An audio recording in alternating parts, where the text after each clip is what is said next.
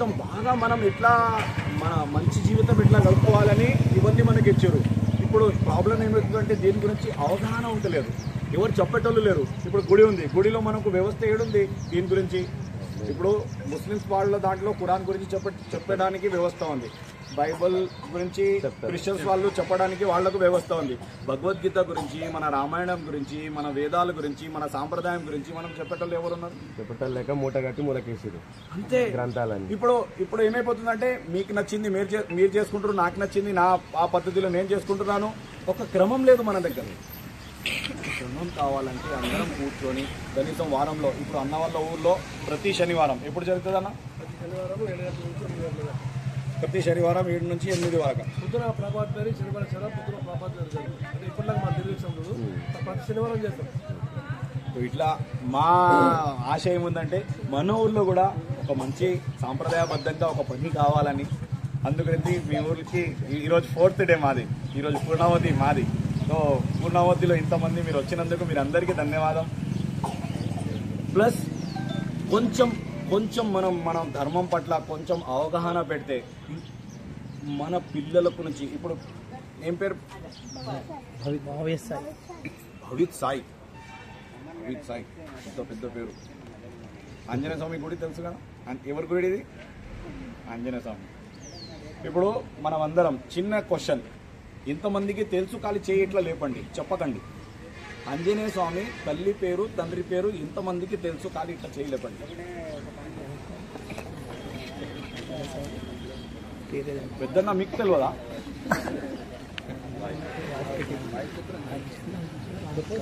ఖాళీ చేయి లేపండి అని చెప్పినా నేను. ఏమైపోతుంది అంటే మనకు అందరి దేవుళ్ళ కన్నా ఎక్కువ ఇష్టమైన దేవుడు ఆంజనేయ స్వామి ఉన్నాడు కదా. ఆయన గురించి కనీసం ఆయన ఫ్యామిలీ గురించి, ఫాదర్ గురించి. ఇప్పుడు RRR పిక్చర్ ఉండే కదా, ఎవరు హీరో ఉంటారు దాంట్లో? రామ్ చరణ్ తండ్రి పేరు ఎంత ఫాస్ట్ గా వచ్చేసింది అది బయటికి. అంటే డూప్లికేట్ చిరంజీవి ఫ్యామిలీ గురించి మనకు తెలుసు, ఒరిజినల్ చిరంజీవి ఫ్యామిలీ గురించి తెలియదు. ఏ చిరంజీవి నుంచి ఆ చిరంజీవికి పేరు వచ్చింది, ఆ చిరంజీవి గురించి మనకు తెలియదు, అవగాహన లేదు. ప్రాబ్లం అక్కడ ఉంది. ఇప్పుడు వరకు మీకు ఎవరు ఇట్లా క్వశ్చన్ చేయలేదు. ఆంజనేయ స్వామి తల్లిదండ్రుల పేరు చెప్పని ఎవరు మనకు క్వశ్చన్ చేయలేదన్న, అందు గురించి మనకు తెలియదు. చెప్పండి, లేలే పేరు చెప్పండి. ఎవరికైతే తెలియదు కనీసం వాళ్ళకి తెలుస్తుంది కదా. పేరేముంది? అమ్మ పేరు అమ్మ వచ్చేసి అంజనాదేవి, తండ్రి వచ్చేసి స్వామి కేసరి అంటారు కదా, కేసరి నందనుడు. మనకి ఇక్కడ యొక్క అతను ఆశీర్వాదం ద్వారా పుట్టిండు కాబట్టి ఆయన పేరు వాయుపుత్రుడని చెప్తాము. ఆయన తండ్రి పేరు వచ్చేసి కేసరి నందనుడు, అందుగురించి కేసరి నందన్ అని అంటాం ఆయన. ఇక్కడ మనకు 5 శివలింగాలు ఉన్నాయి కదా, 101 శివలింగము ఉప్పల్ కడ. హనుమంతుడు తీసుకొచ్చి రాముడు ప్రతిష్ఠ చేస్తా అంటే హనుమంతుడు తీసుకొచ్చిండు కదా లింగాలు, తీసుకొచ్చిన ఆ గుట్ట మొత్తం శివలింగాలే ఉన్నాయి. 101 లింగం ఉంది. వెళ్ళిండ్రా ఎవరైనా ఇక్కడికి అక్కడికి? కీసరా హనుమంతుడు తీసుకొచ్చిన లింగాల వాళ్ళ నాయన పేరు మీద కీసరా, మీ నాయన పేరు మీద ఉంటారని రాముడు వరం ఇచ్చిన హనుమంతునికి. అది ఇంకా స్పష్టంగా చెప్తున్నా స్వామి. తెలుసుకున్నా స్వామి కంపల్సరీ. మాట ఏముందంటే మనకు అనుకోవడానికి చిన్నదే, కాకపోతే ఇది చాలా పెద్ద మనకు మార్పు తెస్తుంది.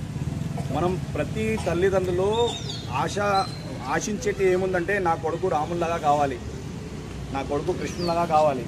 భగవద్గీత ఇవ్వకపోతే, రామాయణం ఇవ్వకపోతే కృష్ణుడు రాముడు ఎట్లా తయారవుతాడు? ఆయన రాముని గురించి తెలియకపోతే, కృష్ణుని గురించి తెలియకపోతే, ఆంజనేయ స్వామి గురించి తెలియకపోతే ఆయన సంస్కారం, ఆయన లోపల సంస్కారం ఏ విధంగా వస్తుంది? సో ఒకటి వ్యవస్థ మన దగ్గర ఒకవేళ ఏర్పాటైతే కనీసం వారంలో ఒకసారి. ఇప్పుడు ఎట్లా మేమేం చేస్తున్నామంటే శనివారం ఊరికి వస్తున్నాం. ఇప్పుడు పెద్దమ్మ తండలో జరుగుతుంది ఇక్కడ మీ పక్క ఊర్లోనే, చిన్న తుప్ర, పెద్ద తుప్ర, ఈడ పక్కకు మల్లాపూరు, కొమ్మరిగూడ, ఇవన్నీ ఊర్లలో జరుగుతున్నాయి. మన ఊర్లో కూడా కావాలి, మన ఊర్లో కూడా అందరికీ ఈ మన సాంప్రదాయం గురించి తెలవాలి అని ఆ ఆశతో మేము ఈ ఊర్లో కూడా వచ్చినాం. ఎవరి దగ్గర ఏం తీసుకునేది ఏముండదు. స్వాధ్యాయులో ఎట్లా ఉంటుందంటే లేనా దేనా బందే, ఏమంటారు? లేనా దేనా బందే ఇసిలియే ఆనందే. ఎక్కడైతే లావాదేవీ స్టార్ట్ అయిపోతుంది అక్కడ ప్రాబ్లమ్ స్టార్ట్ అయిపోతుంది. ఇప్పుడు 4 days మీ ఊర్లో వచ్చినాం కదా, 4 days మేమే మా సొంత ఖర్చులతో వస్తాము, మేమే అన్నం అంతా మేమే రెడీ చేసుకొని మా పైసలతోనే. ఎందుకంటే తీర్థయాత్ర అంటే మన పైసలతోనే కావాలి కదా, ఎదుటి మనిషి పైసలతో తీర్థయాత్ర చేసేది ఉండదు కదా. సో ఇది కూడా ఒక భక్తి, కృతి భక్తి అని మాకు చెప్పిర్రు. ఇప్పుడు నేను ఖాళీ గుడికి పోయి వచ్చేస్తే కృతి భక్తి కాదు, అదైతే పోవాలి, కంపల్సరీ పోవాలి గుడికి పోయిన తర్వాత ఇప్పుడు ఏం చెప్పినాము, పని చేసే పుత్రుడు తండ్రికి ప్రియమోయ్. ఎటువంటి కొడుకు తండ్రికి ప్రియమవుతాడు? పనిచేసేటాడు. ఇప్పుడు ఖాళీ రామ రామ రామ రామ చెప్తే కాదు, రామునితో పాటు రాముని కార్యం కూడా కొంచెం కావాలి మనకు. ఒక చిన్న స్టోరీ ఉంది, అది చెప్పి కంప్లీట్ చేసేస్తా. ఒక తండ్రికి 2 కొడుకులు ఉండే, పెద్దనే చిన్న. తండ్రి ఒక్కసారి జ్వరం వచ్చేసింది, కొంచెం పానం బాగాలేదు. పెద్ద కొడుకు ఎప్పుడు ఇంట్లోనే ఉంటాడు. సో చూసిండు, అరే తండ్రికి చాలా జ్వరం వచ్చేసిందని చూస్తుండు. ఏం నాయనా ఎట్లయిపోయింది అట్లనే చేస్తుండు. ఏం చేస్తలేడు, హాస్పిటల్కి తీసుకుపోతలేడు, మందులు ఇప్పిస్తలేడు, ఏం చేస్తలేడు. నాయనా ఎట్లయిపోయింది నాయనా కానీ ఇట్లనే చేస్తుండు. చిన్న కొడుకుకి తెలిసింది ఇట్లా నాయన యొక్క జ్వరం వచ్చిందని. డ్యూటీ నుంచి పర్మిషన్ తీసుకొని తొందరగా వచ్చి హాస్పిటల్కి తీసుకుపోయిండు, మందులు ఇప్పించిండు, ఇంట్లో తీసుకొచ్చిండు. కొంచెం నాష్టా ఉప్మా గిట్ట తయారు చేసి ఉప్మా పెట్టిన తర్వాత మందులు తిప్పించిన తర్వాత కాలు ఇట్లా మంచిగా ఆయనకు సేవ చేస్తూ అప్పుడు అడుగుతున్నాడు, నాయన మీకు ఎట్లా ఉంది? ఈ 2 కొడుకులలో ఏ కొడుకు బాగున్నాడు? ఎందుకు బాగున్నాడు? పెద్దోడు ఏం చేస్తుండే? నాయన జపం. ఇప్పుడు మనం సమాజంలో జరిగేది మనం భక్తి చేస్తున్నాము ఆ పెద్ద కొడుకు లాగానే. మనకి ఇష్టం చిన్న కొడుకు.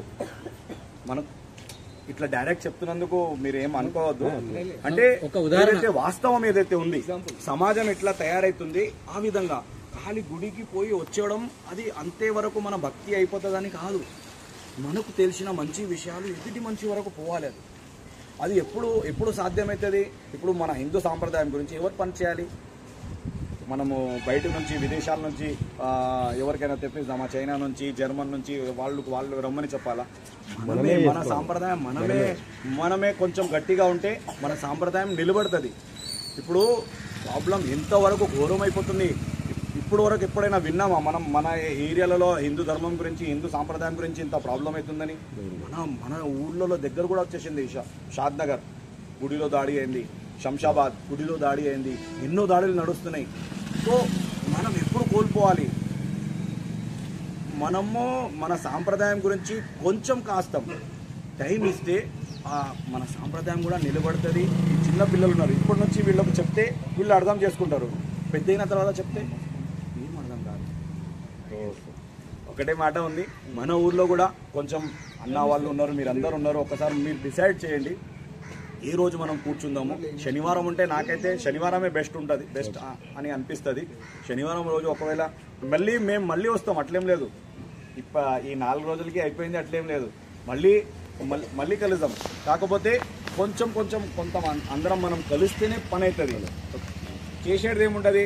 మన లీజర్ టైం, ఫ్రీ టైం, ఏదైతే ఫ్రీ టైం, బిజీ టైం కాదు, ఫ్రీ టైం మనం ఇచ్చినా కూడా మనకు ఏమంటారంటే సాంప్రదాయం ఏ విధంగా తయారవుతుంది, ఒక సంస్కృతి ఎట్లా నిర్మాణం అవుతుంది. సంస్కృతి యొక్క నిర్మాణం ఎట్లయితుందంటే ఆ సంస్కృతిలో ఉన్న జనాలు వాళ్ళ ఫ్రీ టైం ఎక్కడైతే వాళ్ళు ఫ్రీ టైం ఇన్వెస్ట్ చేస్తారో ఆ విధంగా వాళ్ళ సంస్కృతి నిర్మాణం అవుతుంది. ఫ్రీ టైం ఉంది, ఫ్రెండ్స్తో కూర్చొని పార్టీలు చేస్తున్నాం అనుకో, సంస్కృతి ఎట్లనే అయిపోతుంది. ఫ్రీ టైం ఉంది, ఇంట్లో ఖాళీ టీవీ చేసుకుంటున్నాం అనుకో, సంస్కృతి ఎట్లనే అయిపోతుంది. ఫ్రీ టైంలో కొంచెం మనం భగవద్గీత గురించి, మన రామాయణం గురించి, దీని గురించి చదువుకోవడం, తెలిసిన విషయాలు ఎదుటి మనిషికి చెప్పడం, ఇవన్నీ కొంచెం ఇది జరుగుతున్నాం అనుకో, అప్పుడు మన సంస్కృతి నిర్మాణం అవుతుంది. అందరు పాడైపోతారంటే అట్లా చెప్తే ఇంకా పాడైపోతారు. అందరు బాగున్నారు, ఖాళీ ఏం కావాలి? నేనేం చెప్పినా అందరు ముత్యాలు ఉన్నారు, అవసరం ఏముంది? ఆ దారం ఉంటే ఆ ముత్యాల మాల తయారవుతుంది. అందరికీ జై శ్రీరామ్. ఇట్లా ఏమైనా మంచిగా అనిపిస్తే మనం కంటిన్యూ ఇట్లనే చేద్దామన్నా.